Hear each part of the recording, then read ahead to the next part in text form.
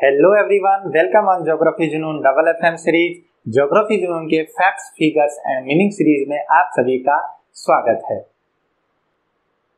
दोस्तों, आज के इस वीडियो में हम क्रीक, बे, गल्फ और बाइट के बीच क्या डिफरेंस है इसको समझेंगे। हिंदी में जिसे एक ही शब्द खाड़ी से पुकारा जा रहा है उनको अंग्रेजी में अलग अलग नाम से जाना जा रहा है और रियलिटी में इनके बीच में स्ट्रक्चरली भी काफी डिफरेंस होता है। तो इनके बीच का जो संरचनात्मक अंतर है आज इसको हम समझेंगे। साथ में हम इनके कुछ एग्जाम्पल्स को देखेंगे कि ये कहाँ कहाँ पाई जा रही हैं, इनकी लोकेशंस को भी समझेंगे। तो देखिए, सबसे पहले स्टार्ट करते हैं हम क्रीक से कि क्रीक क्या होती है। ठीक है, सबसे पहले हम क्रीक की बात करते हैं। क्रीक जो है इसको हिंदी में लघु खाड़ी भी बोला जाता है, मगर हमें यहाँ इनको इंग्लिश में ही याद रखना है। क्रीक का निर्माण कैसे हो रहा है, मान लीजिए, देखिए इन चारों का निर्माण कहाँ होता है। चारों का निर्माण ही जो है वो तट के साथ होता है, कोस्ट के साथ होता है। तो तट रेखा पर जब क्रीक का निर्माण होगा तो उसके लिए क्या कंडीशंस होगी वो देखिए। सबसे पहले देखें तो इसका निर्माण तब होता है जबकि दो कठोर और कोमल जो चट्टानों की जो परतें हैं वो लंबवत रूप से एक के साथ एक एकांतर क्रम में व्यवस्थित हो। ठीक है, अल्टरनेट रूप से हो। जैसे यहाँ पर ये क्या है, कठोर है, हार्ड रॉक है। ठीक है, ये कठोर संरचना है, कठोर चट्टाने हैं। इसके बाद ये जो है ये क्या है, ये है सॉफ्ट है, सॉफ्ट रॉक है यहाँ पर, और इसके बाद वापस हार्ड रॉक है। ठीक है, तो तटीय क्षेत्रों में ये क्या है, कोस्ट है। तो कोस्ट के साथ साथ अगर मान लीजिए कठोर और कोमल चट्टाने एकांतर क्रम में पाई जा रही हैं तो क्या होगा कि इधर से जो तरंगे चलेंगी, जो महासागरीय तरंगे आ रही हैं, उन महासागरीय तरंगों के प्रभाव में क्या होगा कि ये जो कोमल चट्टान है इसका विभेदात्मक अपरदन होगा, डिफरेंशियल इरोजन होगा। हार्ड रॉक जो है इसका तो अपरदन कम होगा, ना के बराबर होगा, जबकि जो सॉफ्ट रॉक है उसका अपरदन स्टार्ट हो जाएगा। और क्या होगा कि यहाँ से मान लीजिए ये अपरदन इस प्रकार हुआ कि ये जो सॉफ्ट रॉक है इसमें एक पतली ऐसे एक इनलेट का निर्माण हो गया, एक बिल्कुल सकरा एक निवेशिका का निर्माण हो गया, इनलेट का निर्माण हो गया है, जिसमें यहाँ से अगर देखें तो महासागरीय क्षेत्र से ज्वार का जल भी प्रवेश करने लगता है। तो इस तरह से हम देखें कि क्रीक क्या होती है। क्रीक एक नैरो इनलेट इन लैंड होती है। स्थल भाग में एक सक्रिय निवेशिका होती है जिसका निर्माण विभेदात्मक अपरदन के कारण हुआ है और यहाँ से सागरीय तरंगों ने इसमें अपरदन करके और महासागर स्थल के अंदर तक एक पतली निवेशिका का निर्माण किया है। दूसरा देखें तो ये दोस्तों एक नैरो रिवर स्ट्रीम के रूप में दिखाई देती है। ऐसा लगता है जैसे महासागर से स्थल की तरफ जो है वो एक नदी की पतली धारा प्रवाहित हो रही है। ठीक है, तो यहाँ पर एक पतली धारा के रूप में दिखाई देते हैं। क्यों दिखाई देता है, क्योंकि यहाँ जब भी ज्वार आएगा, जब टाइड आएगा तो इसका टाइड का जो जल है वो इसमें अंदर तक भर जाएगा। ठीक है, और अंदर भरने की वजह से ऐसा लगता है जैसे कोई नदी की धारा आके महासागर में मिल रही है, तो एक सक्रिय नदी धारा के रूप में दिखाई देती है। इसके अलावा दोस्तों इसमें जब जल एंटर हो रहा है तो इसकी वजह से ये वेटलैंड हो जाती है, आर्द्र भूमि क्षेत्र का निर्माण करती है और ये बहुत ही ज्यादा छिछली होती हैं, बहुत शैलो होती हैं, ज्यादा डीप इरोजन नहीं होता है। समझ में आ रहा है, ज्यादा गहराई में इरोजन नहीं होता, इसलिए ये वेटलैंड होती हैं और इसमें साथ में कुछ दलदल और बिल्कुल फाइन सेडिमेंट्स जो हैं, बहुत छोटे छोटे सेडिमेंट पार्टिकल जो है अपरदित पदार्थ वो इसमें एंटर कर जाते हैं। तो लहरों और ज्वार के साथ जो महासागरीय भाग में जो भी गाद, जो भी कोई सेडिमेंट है, चाहे वो क्या हो सकते हैं, वो बायोटिक सेडिमेंट्स भी हो सकते हैं, कुछ जैविक जीवाश्मीय निक्षेप भी हो सकते हैं, वो क्या करेंगे, यहाँ आएंगे और यहाँ आकर के यहाँ डिपोजिट हो जाएंगे और इससे एक छिछली जो है वो नदी जैसी संरचना जो कि अंदर तक स्थल में प्रवेश कर गई है उसका निर्माण होता है, जिसे क्रीक कहते हैं। ठीक है, तो ये छिछली संरचना होती है, ज्यादा डीप इरोजन नहीं होता है और बिल्कुल सकरा स्थल के अंदर तक होता है। इसमें सेडिमेंट्स भी पाए जाते हैं और ये वेटलैंड आर्द्र भूमि भी होती है। इसमें देखा जाए इसके कुछ एग्जांपल्स अगर देखें तो हमारे इंडिया में है सर क्रीक और कोरी क्रीक। ठीक है, ये दोनों कहाँ पाए जाते हैं, सर क्रीक और कोरी क्रीक? ये पाए जाते हैं हमारा जो कच्छ पेनिनसुला है, जो हमारा कच्छ प्रायद्वीप है, ये यहाँ पर पाया जाता है। गुजरात का जो कच्छ प्रायद्वीप है, यहाँ पर आप देखेंगे कि सर क्रीक और कोरी क्रीक दो फेमस क्रीक है, जिसमें जो सर क्रीक है दोस्तों, ये तो हमारी पाकिस्तान के साथ बाउंड्री भी बनाती है। ठीक है, पाकिस्तान के साथ हमारी बाउंड्री जो है उसका निर्माण होता है पाक ये सर क्रीक से। कैसे होती है सर क्रीक? देखिए, जो सर क्रीक है ये हमारी बिल्कुल यहाँ से जो हम देखेंगे तो ये जो कच्छ का जो बना हुआ है, ये कच्छ के यहाँ पर ये ऐसे एक पूरी सक्रिय निवेशिका का निर्माण हो रहा है, और इसके साथ साथ हमारी पाकिस्तान के साथ यहाँ पर इंटरनेशनल बाउंड्री भी पाई जाती है। ठीक है, तो हम पश्चिमी जब इंडिया में देखेंगे तो गुजरात में ये पाई जाती है। इसी तरह एक क्रीक और है थाने क्रीक। ठीक है, ये कहाँ पर है? थाने क्रीक है दोस्तों महाराष्ट्र में। महाराष्ट्र में भी थाने क्रीक जो है वो पश्चिमी तट पर पाई जाती है। ठीक है, भारत के पश्चिमी तट पर महाराष्ट्र में थाने क्रीक पाई जाती है, वो भी ऐसी ही पतली एक निवेशिका है, इनलेट है। इसी तरह एक एन्नोर क्रीक पाई जाती है जो भारत के पूर्वी तट पर है, और किसके साथ है ये पाई जाती है दोस्तों चेन्नई में। ठीक है, तो एन्नोर क्रीक जो है वो चेन्नई में पाई जाती है, थाने क्रीक महाराष्ट्र में पाई जाती है, और कोरी और सर क्रीक गुजरात में है। ठीक है, तो इस तरह से आप क्रीक को इनसे डिफरेंस कर सकते हैं। इसके बाद हम बात करें बे की, कि बे क्या होती है। ठीक है, अब बे की अगर बात करें तो कंडीशन यहाँ भी वही होगी। क्या होगा कि यहाँ पर ये तो होगी हार्ड रॉक, और ये होगी सॉफ्ट रॉक, और ये फिर हो जाएगी हार्ड रॉक। ठीक है, अल्टरनेटली लंबवत रूप से वर्टिकली जो है वो हार्ड और सॉफ्ट रॉक जो है वो पाई जा रही है तट के साथ साथ। क्लियर है? अब देखिए, यहां से भी इरोजन हो रहा है, अपरदन हो रहा है तटीय क्षेत्र में महासागरीय तरंगों से। ये ओशियनिक वेव जो आ रहे हैं, ये अगर मान लीजिए इसमें अपरदन करें तो वो अपरदन इस तरह से होगा दोस्तों कि इसका जो माउथ है, ये जो मुख है इसका, ये महासागर की ओर वाइड होगा। ठीक है, ये क्या है? बे जो है इसका माउथ जो है इसकी ओपनिंग वाइड होगी दोस्तों। तो wide opening eight mouth towards ocean, ocean की तरफ जो इसका माउथ है इसकी ओपनिंग ज्यादा होगी। यहाँ देखिए, ये तो बिल्कुल सक्रिय निवेशिका थी, और इसकी माउथ देखेंगे हम तो यहाँ से यहाँ तक कितना चौड़ा है। ठीक है, तो इसकी ओपनिंग जो है माउथ की वो ज्यादा होगी, पहली बात। दूसरा, ये जो है वो पतली निवेशिका के रूप में ना होकर के और बिल्कुल कर्व्ड होगी, एक बिल्कुल वक्र का निर्माण करेगी। ये देखिए, ये वक्र हो रहा है, और स्थल की ओर एक वक्र का निर्माण होता है, और ये जो वक्र है ये या तो सर्कुलर हो सकता है, ठीक है, वृत्ताकार हो सकता है, या अर्धवृत्ताकार सेमी सर्कुलर हो सकता है। ठीक है दोस्तों, तो ये वाइड ओपनिंग जो है वो होगी, साथ में कर्व्ड होगा। ऐसे देखिए, अंदर की तरफ कर्व्ड होगी, और साथ में ये सर्कुलर सेमी सर्कुलर जो कर्व है इसमें ज्यादा गहरा इरोजन नहीं होता है। इसमें जो इरोजन हो रहा है, जो अपरदन है, वो गहराई में ज्यादा नहीं होता है। कहने का मतलब है कि बे जो है वो ज्यादा डीप नहीं होती है, इरोजन ज्यादा नहीं होता है। और इसको अगर हम देखें तो इस संरचना ऐसी होती है कि इसका जो जल है, ये जो जल है ये तीन तरफ से जो है वो स्थल भाग से घिरा होता है, सराउंडेड होता है, तीन साइड से जल स्थल भाग से घिरा है। किधर किधर से है? देखिए, पहला साइड ये, दूसरा साइड ये, और तीसरा साइड ये। ठीक है, तो तीन तरफ से जो बे है इसका जल, इसके पानी को तीन तरफ से स्थल घेरे हुए रहेगा। ये curved, circular and semi circular हो सकती है, और साथ में इसकी ओपनिंग वाइड होती है, और ये इसकी जो इरोजन है वो ज्यादा डीप नहीं होता है। ये डिफरेंस है बे में और क्रीक में। संरचना में डिफरेंस समझ रहे हैं, क्योंकि अपरदन का प्रक्रम जो है वो अलग तरीके से वर्क कर रहा है। अब इसके अगर कुछ एग्जांपल्स की बात करें हम, तो कुछ एग्जांपल्स हम इसके देख लेते हैं। इसको मैं यहां से हटा देता हूं।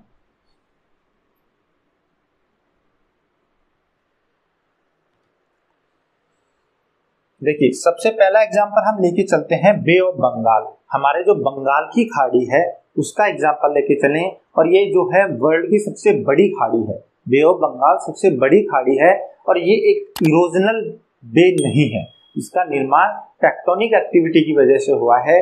जब भारत जो है उसका जो भारतीय उपमहाद्वीप है इसका जब ऊपर की ओर उत्तर की ओर जब मूवमेंट हुई तो टेक्टोनिक मूवमेंट की वजह से ये नॉर्थवर्ड डायरेक्शन में गया और जाकर के ये यूरोपियन प्लेट से टकराया। तो इस दौरान इसका निर्माण हुआ था बे ऑफ बंगाल का, बंगाल की खाड़ी का निर्माण हुआ है। ठीक है दोस्तों, तो बंगाल की खाड़ी जो है वो वर्ल्ड की सबसे बड़ी बे है।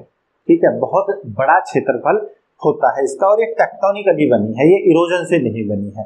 इसके बाद बात करें हम बे ऑफ बिस्के की। बिस्के की खाड़ी, बिस्के की खाड़ी कहाँ पाई जाती है कि ये जो आइबेरियन पेनिनसुला है यूरोप में, ठीक है, इसके साथ यहाँ पर क्या है, ये आइबेरियन पेनिनसुला है और ये फ्रांस है। ये क्या है, ये तो है स्पेन, ठीक है, और यहाँ क्या है, फ्रांस है। और ये क्या है दोस्तों, ये है बे ऑफ बिस्के।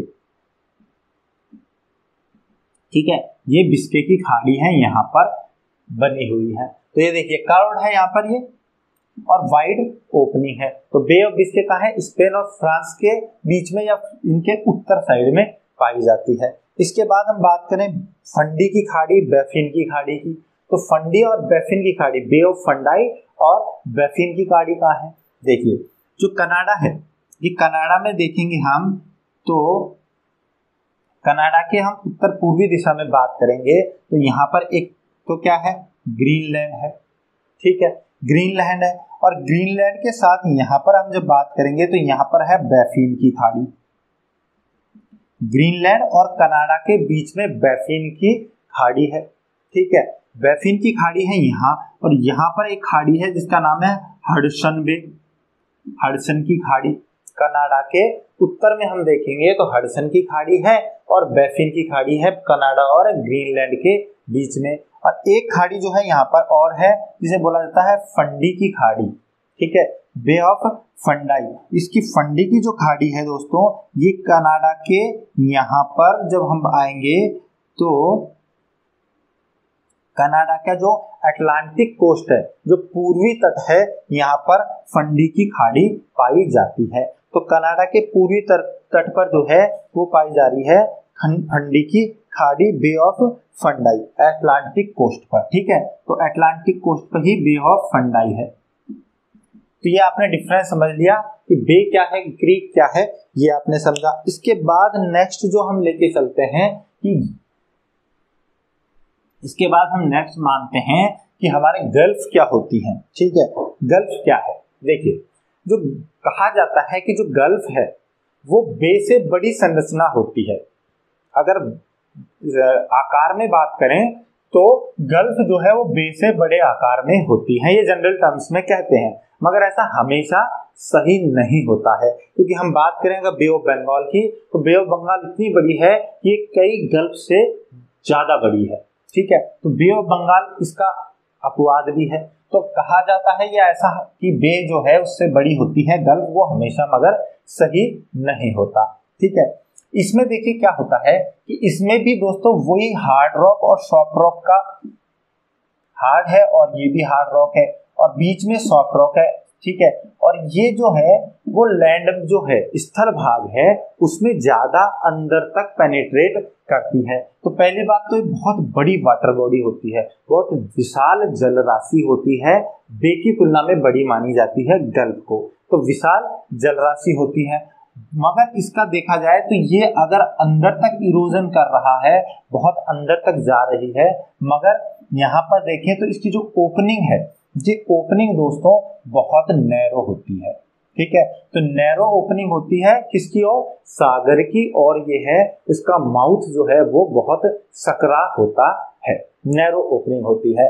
मगर इसका जो इरोजन हो रहा है, जो ये इरोजन तली में जो इरोजन करती है वो भी डीप इरोजन होता है, और अगर स्थल की तरफ देखें तो ये स्थल की तरफ भी ज्यादा इरोजन करती है। ये देखिए यहाँ तक इसका इरोजन हो गया है। ठीक है, तो इस इरोजन में यहाँ तक जो इरोजन हमने देखा है, तो स्थल में भी अंदर तक इरोजन होता है गल्फ में, साथ में गहराई में भी इसका इरोजन ज्यादा होता है, डीप इरोजन होता है गल्फ के अंदर।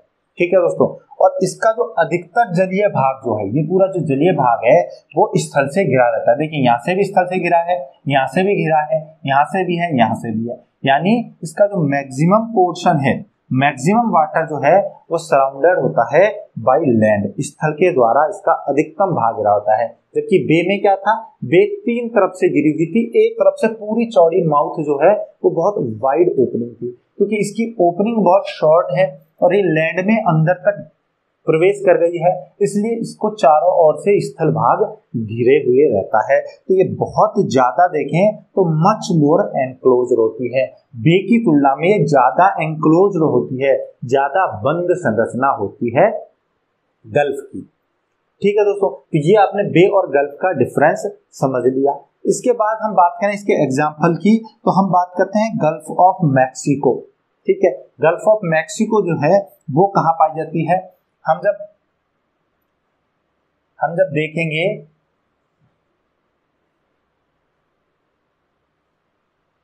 गल्फ ऑफ मैक्सिको कहाँ पाई जाती है, ये है नॉर्थ अमेरिका।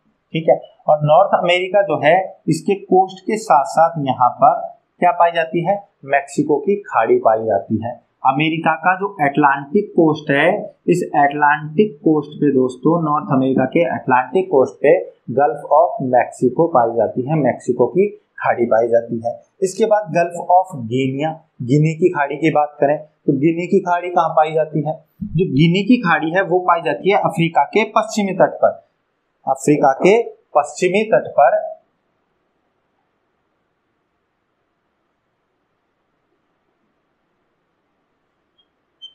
तो ये क्या है दोस्तों, यहां पर पाई जाती है गल्फ ऑफ गिनिया। ठीक है, गिनी की खाड़ी जो है वो अफ्रीका के पश्चिमी तट पर पाई जाती है। ठीक है, गिनी की खाड़ी, यहाँ पे गिनिया जो है वो देश भी है। तो गल्फ ऑफ गिनिया कहाँ पाई जाती है, अफ्रीका के पश्चिमी कोस्ट पर। इसके बाद हम बात करें कार्पेंटेरिया की खाड़ी, तो कार्पेंटेरिया की खाड़ी कहाँ पाई जाती है, ये पाई जाती है दोस्तों ऑस्ट्रेलिया के उत्तरी भाग में। ऑस्ट्रेलिया जो है उसके उत्तरी कोस्ट पर पाई जाती है। ये ऑस्ट्रेलिया के नॉर्दर्न कोस्ट पे पाई जाती है गल्फ ऑफ कार्पेंटेरिया, कार्पेंटेरिया की खाड़ी। इसके बाद अगर पर्शियन गल्फ की बात करें, फारस की खाड़ी की, तो आप लोग अच्छे से वाकिफ होंगे कि अरब की खाड़ी भी बोल सकते हैं इसको, पर्शियन गल्फ भी बोल सकते हैं। ये पाई जाती है अरब जो प्रायद्वीप है, जो अरब पेनिनसुला है उसके ईस्टर्न साइड में ये पाई जाती है। ठीक है, ये हमारा अरब पेनिनसुला है और अरब पेनिनसुला के साथ ये यहाँ पर पाई जाती है। ठीक है, ये क्या है, गल्फ ऑफ पर्सिया, पर्शियन की खाड़ी है। इधर क्या है, ईरान कोस्ट आ जाएगा इस तरफ। ठीक है, तो गल्फ ऑफ पर्सिया की जो खाड़ी है वो पाई जाती है यहाँ पर। और एक है बैफिन की खाड़ी, सॉरी अदन की खाड़ी। बैफिन जो है वो तो क्या थी, हमारी बे थी। तो गल्फ ऑफ अदन, अदन की खाड़ी, अदन की खाड़ी कहाँ है, अदन की खाड़ी है हमारे यहाँ से, जब यहाँ से लाल सागर से जब हम आएंगे तो ये तो क्या है हमारा, ये हमारा आ जाएगा हॉर्न ऑफ अफ्रीका है, और यहाँ पर ये अरब सागर है। अरब सागर के अंदर यहाँ पर दोस्तों लाल सागर के मुहाने पे आके समाप्त होने के बाद यहाँ पर अदन की खाड़ी आती है, गल्फ ऑफ एडन आती है। ठीक है, तो ये कुछ एग्जाम्पल और लोकेशन थे जो गल्फ से रिलेटेड थे। तो अगर आप संरचनात्मक रूप से देखेंगे तो ये बे से बड़ी संरचना मिलेगी, मगर ऐसा हर जगह हो ऐसा संभव नहीं है। बट ये जो डिफरेंसेस मैंने बताए हैं ये आपको लगभग हर जगह मिलेंगे। इसके बाद हम बात करते हैं कि बाइट क्या होती है। ये ज्यादा कॉमन नहीं होता, बाइट के बारे में ज्यादातर यूज भी नहीं आता है, मगर आप इससे रिलेवेंट है ये, तो यहाँ बाइट को भी आप समझिए, बाइट क्या होती है। बाइट एक तरीके से गल्फ ही होती है, मगर इसमें भी कुछ डिफरेंस है। यहाँ भी संरचना हम वही ले सकते हैं कि ये हार्ड रॉक है, ये सॉफ्ट रॉक है और ये हार्ड रॉक है। अब अगर इस तरीके से अपर्दन हो कि यहाँ पर ये जो तटीय क्षेत्र है इसमें एक बहुत बड़ा कर्व बन जाए, ये देखिए कितना बड़ा कर्व है, मगर पेनिट्रेशन डीप नहीं होना चाहिए, स्थल में ये अंदर तक नहीं जानी चाहिए। तो एक तो पहली बात तो एक कर्व्ड या कॉन्केव्ड लैप होता है, बैंड होता है पूरा। तो स्थल भाग में जो एक कोस्ट लाइन है, इस कोस्ट लाइन में एक पूरा कर्वेचर बन जाता है, कर्व्ड बैंड बन जाता है, एक वक्राकार एक घुमाव का निर्माण होता है। और दूसरा ये जो होती है वो बहुत ज्यादा एक तो लंबी होती है, ठीक है। जो गल्फ होती है इसकी तुलना में ये बहुत चौड़ी बहुत बड़ी होती है। दूसरा ये जो होती हैं इनकी चौड़ी और बड़ी होने के साथ इनका जो माउथ है वो वाइड होता है, बहुत ज्यादा ओपनिंग बड़ी होती है। आप ये देखिए यहाँ से यहाँ तक बिल्कुल खुला हुआ है, ठीक है। ऐसा लग रहा है कि बस जो तट है इसमें बस एक घुमाव आ गया है, बाकी इसकी खुद की अलग से कोई तटरेखा और इसने बड़ा डिफरेंस तटरेखा में बनाया नहीं है। तो ये बहुत ओपन होती है। दूसरा दोस्तों ये शैलो होती है। जो गल्फ होती है, गल्फ के अंदर जो इरोजन है वो बहुत डीप होता है, गहराई तक होता है, जबकि जो बाइट होती है इसके अंदर ज्यादा डीप इरोजन नहीं होता है, शैलो होता है। और इसके शैलो होने का एक और कारण भी होता है कि यहाँ पर क्या होता है, यहाँ पर कभी कभी जो है यहाँ पर कुछ आइलैंड्स चैनल भी पाए जाते हैं, आइलैंड चैनल पाए जाते हैं यहाँ पर, ठीक है। इसके अलावा यहाँ पर दोस्तों कुछ कुछ मात्रा में सैंड बार्स भी बन जाते हैं। सैंड बार्स यानी कि बालू की रोधिकाएं बन जाती हैं, यहाँ पर बालू का जमा हो जाता है। इस वजह से बहुत छिछला जल होता है बाइट के साथ। हालांकि इसकी संरचना बहुत बड़ी है मगर ये छिछली होती है, ज्यादा डीप, ना तो डीप इरोजन हो रहा है ना ही लैंड की तरफ ज्यादा इरोजन हो रहा है, ठीक है। तो ये गल्फ से बड़ी होती है, गल्फ से काफी बड़ी होती है। अगर इसके एग्जाम्पल की हम बात करें तो सबसे मोस्ट इंपॉर्टेंट जो एग्जाम्पल है वो है ग्रेट ऑस्ट्रेलियन बाइट, ठीक है। ग्रेट ऑस्ट्रेलियन बाइट का जिसे हम एग्जाम्पल माने,